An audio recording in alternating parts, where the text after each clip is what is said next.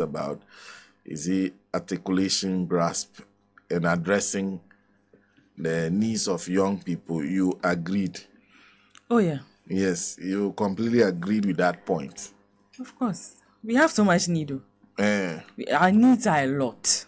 And people think that young people don't have so much issues to deal with.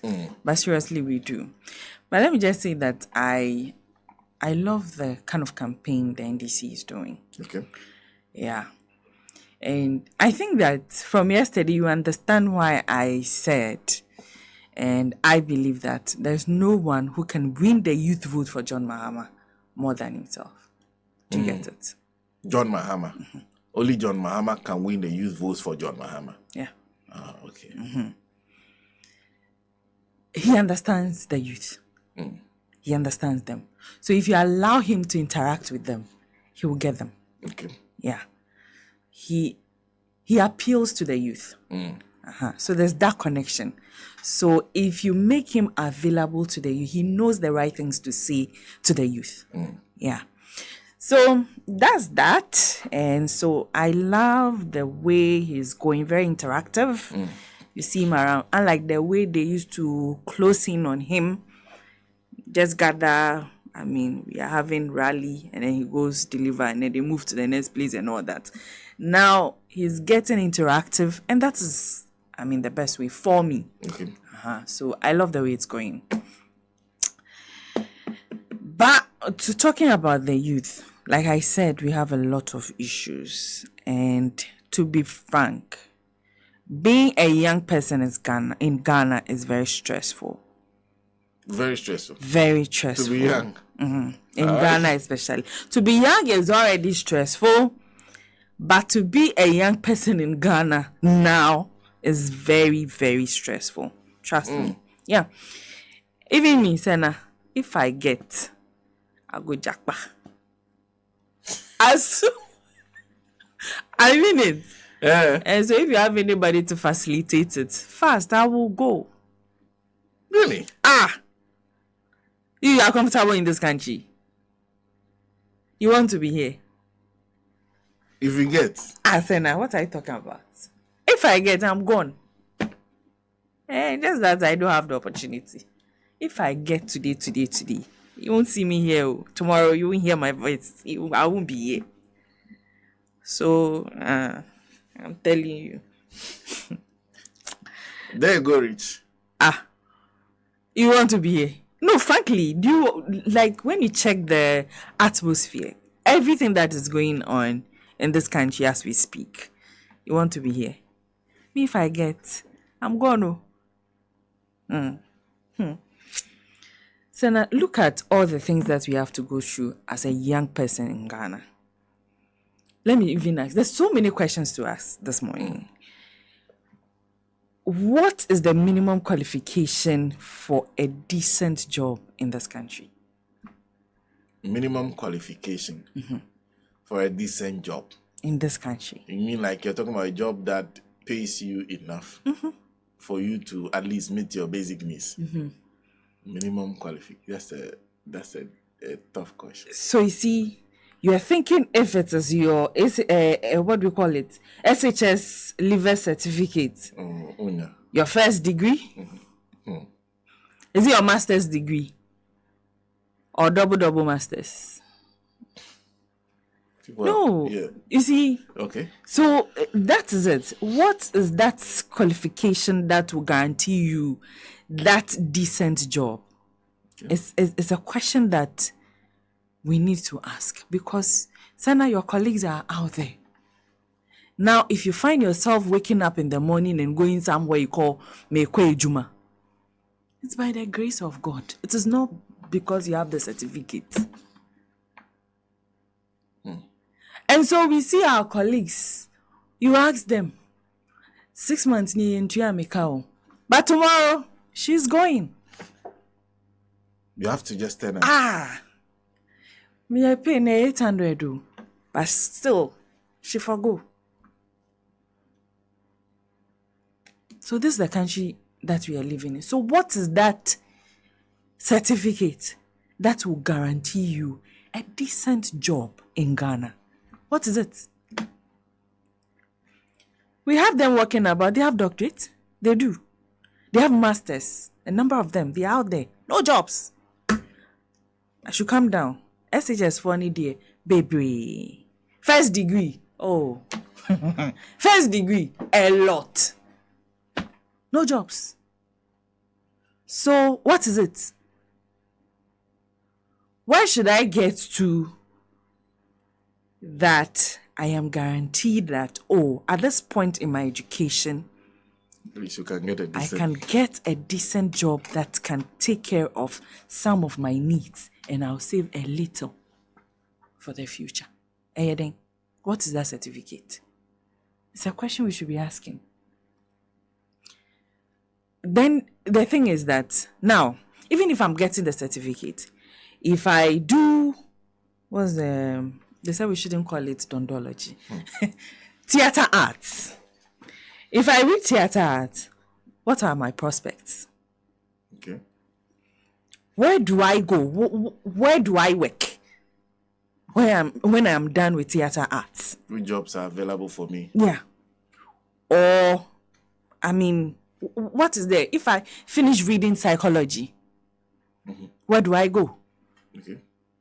Okay. Or the next thing will be, is it a call to the Ghana Bar?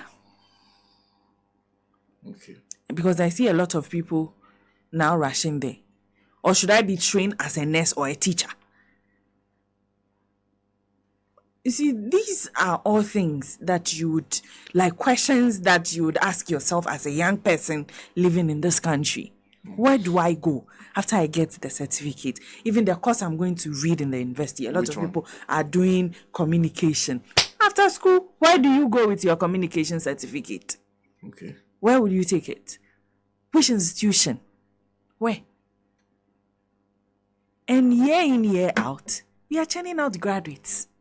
Where are they going? And so you see them on TikTok and you are insulting them every day. They are showing their nakedness. They are doing that and that. You will ask them, and most of them have degree certificates. They haven't. Some have masters. But where do they go after dondology? Theater art. Where do they go from there? Strategic communication. Degree in strategic communication. I like the way you say it. Degree in development communication. When I am done, I have the degree. Where do I go? What do I even know about after reading development communication? Then, where can I go and get training? I have read strategic communication. I have the certificate. I'm a graduate. I have my degree in strategic communication. Where do I go? So if you people sit in your offices, in your homes and think that we don't have needs, we are just walking about aimlessly, we don't know what we want, that is not true. We have needs and we know. But prospects. And so if somebody is coming out and the person is directing a manifesto that will, or that is giving the youth an indication of, I know your needs. I know what you want. I know what you need. And this is how I would want to help you. Why not? Because then all the things they said yesterday, were your needs not mentioned? That's an interesting question. Were your needs not mentioned yesterday? At least some of the things you've been thinking about that, no. At least I have the opportunity to be waking up and coming somewhere I call my office or a job. Okay. If this and that is done, my other colleagues would get somewhere to, fit in or get something to do as well. Most of the things that were said yesterday. it captures what we need as young people in this country, so that people like me would at least, we would kill the Japan ambition. So you see, after school, then you start asking yourself, who do I know? Or who knows me? That's the next thing. That is actually the next thing. Who do I know somewhere that I can go to? So the person can direct me to somebody the person also knows somewhere, so that they can fix me somewhere that I can even do common attachment. Attachment. It's not a connection matter. I tell you, Senna, who do you know? So you finish school and you have your certificate, and the next thing you are thinking about as a young person in Ghana is, who do I know? Or who knows me? Who knows my father, my late mother? Nadam for Ben na metimi akone ho. That becomes the next problem after school. Because really, where would you go, Senna? It is not like, so when I'm done reading communication, I'm done reading psychology, these are the opportunities available for me. I can do this, that, and that. I can go here. Even in school, there's no career orientation that tells you that, oh, with what you're reading, you can do this, that, and that after school. No. So that becomes another burden after school. That when I am done, you are now looking at what you can do. And so the next thing is, why na me to me na kasa? Who can help? That is the next thing. So we have a lot of needs. But the thing, even before you start the job hunt, is, imagine you go to, what do we call, SHS right now. You are already thinking, how long are you going to be in school? And how long are you coming back home to come and stay in the house? So even start from that level of senior high school. It is there. And a young person, you go to school for, how many months are they going now? About 2 months, 1.5 to 2 months or something. Then you come and stay home.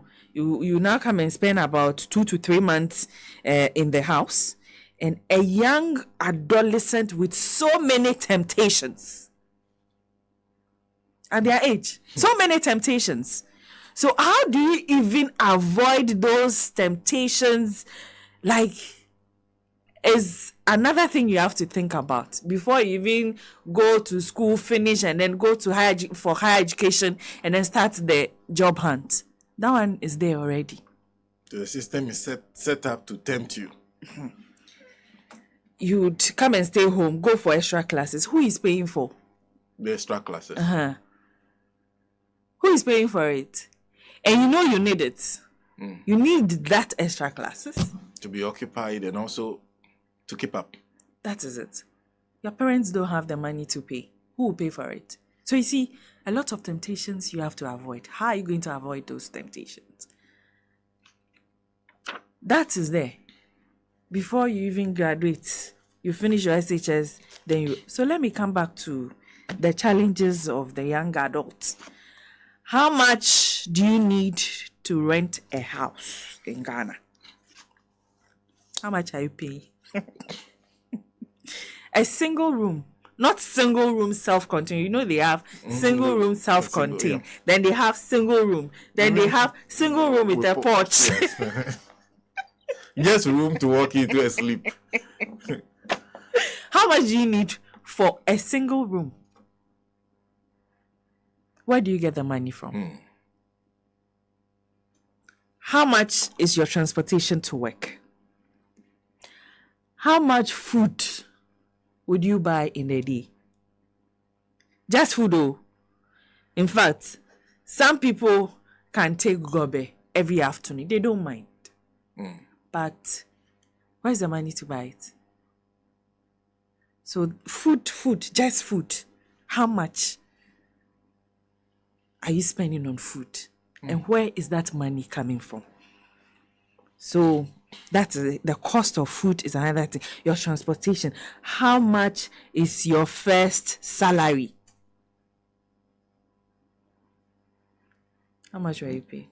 How much is your first salary? After the hustle, going to school, project work, somebody will now be doing. Let me even keep quiet. Frustrating your life. You go through all that and come out and then find something. They say, oh, now you have been employed. How much is your salary? Your first salary. How much is it? And sometimes that first salary, that is what you would be on for as long as for as long as how many years? That's first salary. No matter if you go back to school and come back and whatever, you still be on that salary. Yeah. But the question is, how much is even that first salary? And you're saying, how much is it? So, like, we have a lot of issues. You are looking at that salary you are being paid, and then you're asking, can I have something small left so that after paying my utility, my transportation, I've been able to pay my rent for the month? Can I have something small left so that when my colleagues or my friends are going to Labadi holiday bash at Labadi, I can also join them and afford a bottle of Coke? Can I? And you, the guys, you'll be asking yourself if you can afford a pack of Indomie for your girlfriends. Now, thank God now you are married. Even that one is an extra. Mr. Boating and the rest will be asking if they can pay for the Indomie their girl. That is even 7 CDs. So, and as you see, I'm their cost. Yeah, 7. Mm. They will be checking their pockets if they can afford to pay for that. And easy. And easy, Senna. It is not. For us, the youth, the young person living in Ghana, and yet easy, trust me. Then you are thinking, like, what your animal rights lawyer, for instance, will be thinking, after buying that Coke, going to Labadi, at least once a while, can I save something small so that when I find some girl, I can go to the parents and say that I want to marry her? That small thing that I've been saving monthly, can they afford me to even say that I want to go and propose to some girl somewhere and marry the person? And other future needs. The how much that is left for you to save after all that, can it help that today you sit here and you have a call that you see what papa a rational call hospital. Say far, say bra. The small that you have been saving off your salary, can you afford that? So you see our issue in Ghana as young people. We have. So these are simple day-to-day questions that every decent country, like anywhere in the world, should be able to answer. So far as the young people are concerned. And I mean, the state has to respond to these questions and more. The the very basic needs of the youth. The prospects. Yes. The kind of education you're offering them. Where is it sending them to? True. So you can go and read. Some of the courses are so weird. You go to universities and these youth are reading them. See, those girls who came here for attachments, you heard the combination they were doing. Statistics, math, psychology, and all that together. They are there reading them. After it, what? After these things, what next? If they don't have jobs, and then there's something called sport betting, and they are doing that, you want to put a tax on it. You see, they say you are lazy.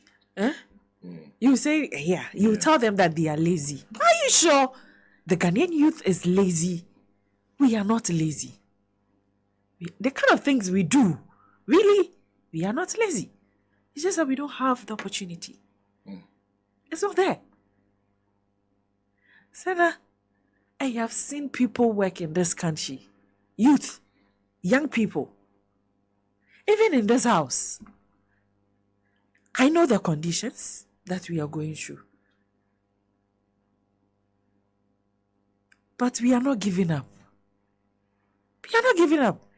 And you see, you talk to your colleagues elsewhere, and then you know, Sana, you know that these people, you can't say that they are lazy. They are not lazy. Give them the opportunity, and they will deliver. We are turning things around in this house. Look at us. Are we not young people? Are we not who? Why na like an adult like that in this house? Check. 40, 43. That is our age range in this house. Somewhere, Sanda is there. So from 20 to 40. That is it. We are doing it. So, like, my point is very simple, that any or every thinking government who is thinking about the youth of the country should be able to answer these questions. As simple as that. I see. Yeah. Well, thank you, Nancy. Thank you. Sorry, I wish I could have done a lot more comments this morning. This morning, they have been occupied with a lot of conversations on the phone. Nancy, thank you. Nancy is one of my co-hosts. The Animal Rights Lawyer is the other co-host. Show is produced by Eric Boatin, Patrick Asford,